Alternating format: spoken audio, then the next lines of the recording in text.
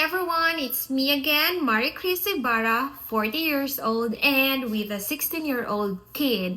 And welcome back to Raising Nixie! Alright, tonight we will talk about Nixie sa ihang last year sa elementary. So, kinsay dili mahapya na nga last year na niya sa elementary? Oh, mas makahappy po dyan because I know na naa siya'y medal. Achiever kid man siya. But sad to say, kana na time, maupod ang pag-start sa pandemic. So, makasad because excited sa Nixie na maka-wear of white toga, makasaka sa stage, and of course, ako na ma'am, kasi proud ko na, napag-graduate na ako ni Kaiha, anak. First time na mag-online class. So, they thought, nice siya, kaya di na sila mag-uniform, di umatag sa'yo, but they got bored. Ulang manggod sa socialization ba? Lahi magid ng makasalamuha ni mo imong classmates, diba? Ako that time was very busy with orders kasi naga-home-based baking man ko, so na supplier ko, daghan kay ko resellers, busy kaayo ko. So I was thinking na alang siya sa class.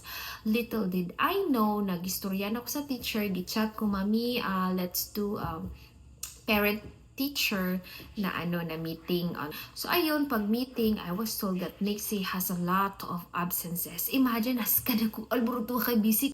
And online class na ganyan absent pa. Ay my God, kay di ay. So wala sa nako siya gistorya. Kay gusto na ko og evidence kung nisunod ba siya o wala. So naman siya sa mong kwarto, no. So ako sa kuang baking room kay naga-bake. So karon nagisilip na ako sa window. Nagatulog di ay siya. Na siya gasulod sa klase, na siya mga group of friends, classmates niya na uban. Na sila yung other website na ginasudlan na mag-chat sila dito, mag-talk sila anything under the sun. Kasi ang uban yung friends na bored pud lagi ang online. So mo na dito ko nakaingon na homeschooling is good. However, naada siya nega effect pud sa students kasi lahi mo gud magipag-socialize ka ba, unless you're not a busy parent. You'll find a way, just like ilang ni Cheska Kramer, good homeschooling man pud ilang mga anak, no, pero they have a time every week or every weekend na eat laag ilang anak or ipalaag with friends para maka-socialize. Pero katunga time pandemic man, dili man gyud siya pwede. So wala ko kabalo na naing-ana na siya. And sad to say na ay friend si Nixie na suicidal kayo. Suicidal na tendency ba? I mean, dili tendency na buhat na gid niya mag-ana siya sa iyang wrist. So dira na ko nag-start og problem sa high school, sa beginning sa high school ni Nixie, when pandemic started and homeschooling started or online class started. Kasi mura na siya mabuang nga naalang sa balay. Dili mo ko di siya naanad nga walay kadula or like naalang sa balay. So murag nalibago siya. Ano ko nga, hindi mo ba alam na pagod na ako, babe? Pagod na si daddy, work abroad, and we're paying your tuition fee na mahal kaayo, and then you will just do this and that. Nihilak siya kasi bored kasi ako, wala kasi yung kausap. Ana siya mga nagpunsa siya. Masaktan ako, bored wala siyang kausap. So ako kasabot sa iya atong time. So suko lang siya kung masuko sa iya. So later on, saka nako fast forward, saka nako siya na naisipan ba nga mali akong approach sa iya. Monica mo, ma'am, pag-approach mo sa inyong mga teenagers, ayaw diretso, ang anak good, kasi kabalo mo, you are showing or making them na kanang na mauna gud ang fear. So instead na musulti sila tinuod sa imo, mo share sila sa unsay nahitabo sa ilaha or mo express sa ilang gibati, they won't be able to because naana sila na una na feel na fear sa imuha.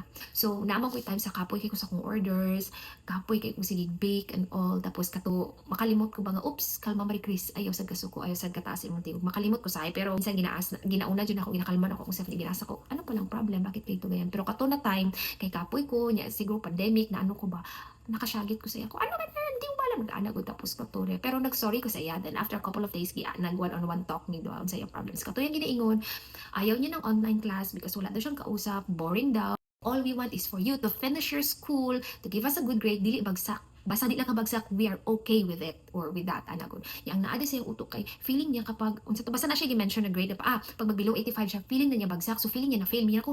Kaysa imo ni mo ana, nag-require mo kasi mo na ma-maintain mo na ka sa top 5, wala ba? Wala jud ko nag-ana sa imo ha. Mahappy lang ni pag makaabot ka ana, pero di ka makaabot ha, wala man mi nakuan. So kato na yung reason na dito na ko na-analyze pa na amang good siya, ang iyang nabilong siya sa isa, ana siya group of friends pa nga, dili dili maayo og I can't say na dili maayo pag race, but kanang lahi pud ang way of thinking nila. But siguro sa social media, dala pud sa pandemic, dala pud sa nga dili sila makagawas-gawas, mag ana good plus na siya. So dito kunya na gusto daw niya magpakamatay. Ako ra to kay katupo jud time daghan kay cases nga naga-suicide. So murag ang isa sa reason is murag na depressed na anxiety sa pandemic ana. Oh my god, raising teenager is really not a joke. Ana good, it's not that easy. Sa karon pa jud nga generation na very weak ang mga karon na generation. So anak ko, my God, unsaon man na ako iso nag-research ko. Wala ko kabalo unsaon na good, pero istorya na ko akong husband. Nastoryahan lang pud nako siya og tarong like come lang gid siya kung anong gusto mo, anong problema mo. But let me know kung ano bang problema mo sa akin as a mom. Kasi alam mo, may mga attitude kasi tayo na hindi natin alam na hindi na pala maganda or nakaka-hurt tayo.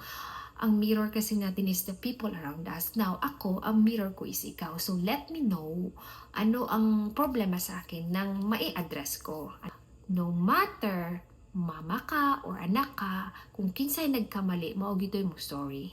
Wala gid na siya nagamatter sa edad. Okay? So, mo ito ako'y klaro. So, katong nga time, nag-one-on-one talk mi sa anak, nahinilakay ming duha, nangayo kong sorry, nagiasa ko siya ang sayang gusto ani-ani. So, kato, di na ako i-detail because privacy sa akong anak po, no? Basig pag matanawan niya ni, basig malain siya gikwento na ako sa inyo sa online. So, kato lang, maulat akong problem ngayon.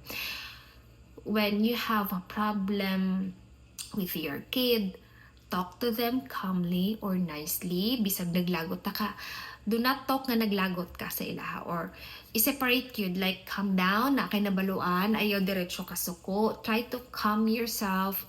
Mangita kag perfect timing para dili mo maglalis basig pataka lang kag yaw-yaw nya makos hinuon sa imong anak o ka-depress and will turn into suicidal skimadu ana good. Ako alang ha, mas prefer na ko storyahan ako anak outside sa balay kasi lahi magud ang ambience sa balay, ang surrounding sa balay. Kaysa sa mo gawas mo, i-date ni mo siya, ana good. So kung wala mo kwarta, wala mo budget, ana, bisa going to the park, pa-calm down lang sa ani-ani, then later on, ipasok na nimo ang unsay gusto nimo na iingon or i-ask mo anak. Let's ask our kids and let the kids ask us. Tapos, i-analyze na to asa ta nagamali, asa po atong kids nagamali. Then, let's give them a piece of advice. Dili ta diretso og kasuko kasi, need sa dato og mabaluan ang ilahang side. Dili lang pud nga porket kita'y tigulang daghan experience, kita na perminti tama. No, it's not like that. Kasi ang ato ang panahon is totally different sa karon na panahon, sa karon na generation. So, naay mga karon na generation ng mga hitabo na wala na to experience. So, sila ang naka-experience. So, let's listen to our kids. Dili lang kay ang kids lang atong papaminawon sa to. Okay. So, ako ma-share. So, let's continue chika-chika na po sa next na vlog. Kasi, na ako'y buhaton. Okay, thank you guys. See you again.